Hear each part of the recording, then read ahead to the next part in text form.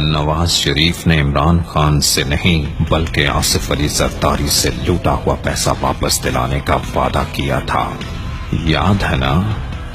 آئیے آج ذرا ان تینوں کی مبینہ کرپشن کا حجم ماپتے ہیں۔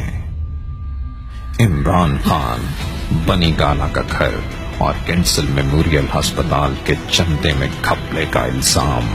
جس وقت عمران خان کو بنی گالا کی ملکیت ملی، اس وقت کی مارکیٹ ویلیو اور اس کے موجودہ اکاؤنٹس میں رقم کل ملا کر تقریباً 1 سے 2 ملین ڈالر کے لگ بھگ ہے۔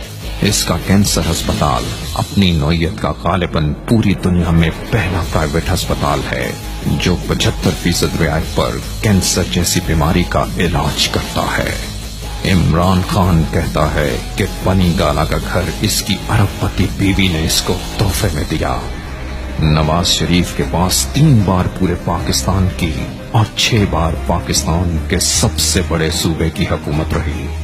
نواز شریف پر کم از کم 22,000 ملین ڈالر کی کرپشن کے الزامات ہیں۔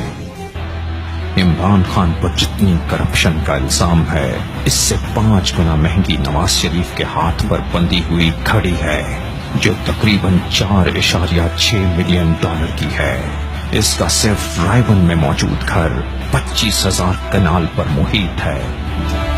اس کے صرف سٹیل کا کاروبار پاکستان، سعودی عرب، نیوزی لینڈ، دبئی، کینیا اور انڈیا تک پھیلا ہوا ہے، اور سجن جندال جیسے سٹیل ٹائکون اس کی دہلیز پر آتے ہیں۔ پاناما میں اس کے جن فلیٹس کا انکشاف ہوا، ان کی قیمت محض 60 سے 80 ملین ڈالر ہے، لیکن ان کو بچانے کے لیے اس نے اب تک صرف میڈیا پر 300 ملین ڈالر خرچ کر دیے ہیں۔ اندازہ کیا جا سکتا ہے کہ جس چوری کے مال کو یہ چھپانا چاہتا ہے وہ کتنا ہوگا۔ آصف زرداری یا بھٹو خاندان پر کم از کم 22,000 سے 25,000 ملین ڈالر کی کرپشن کے الزامات ہیں۔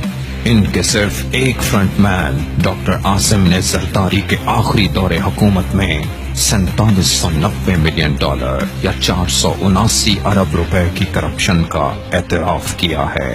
آصف زرداری بھٹو خاندان کی دولت پر قابض ہے۔ یہ خاندان 4 بار پورے پاکستان پر اور شاید 7 بار سندھ پر حکومت کر چکا ہے۔ لندن کا سب سے مہنگا علاقہ سرے کاؤنٹی میں وڈ پارک کا ہے۔ وہاں ہمارے زرداری صاحب کا 2700 کنال پر مشتمل ایک محل نما گھر ہے جس کو سرے محل کہا جاتا ہے۔ نواز شریف کے دوسرے دور حکومت میں بے نظیر بھٹو کے ایک سوئس اکاؤنٹ کا انکشاف ہوا جس میں اس وقت 8,000 ملین ڈالر کی رقم موجود تھی، تاہم اس معاملے کو دبا دیا گیا۔ آصف زرداری اور نواز شریف کی مجموعی کرپشن کا حجم کم از کم 50,000 سے 60,000 ملین ڈالر کے لگ بھگ ہے۔ مزے کی بات یہ ہے کہ پاکستان پر اس وقت کل قرضہ 78,000 ملین ڈالر ہے، یعنی اگر ان کے چیلے چانٹوں کی کرپشن بھی ملا دی جائے تو کل قرضے کے برابر ہو جاتی ہے۔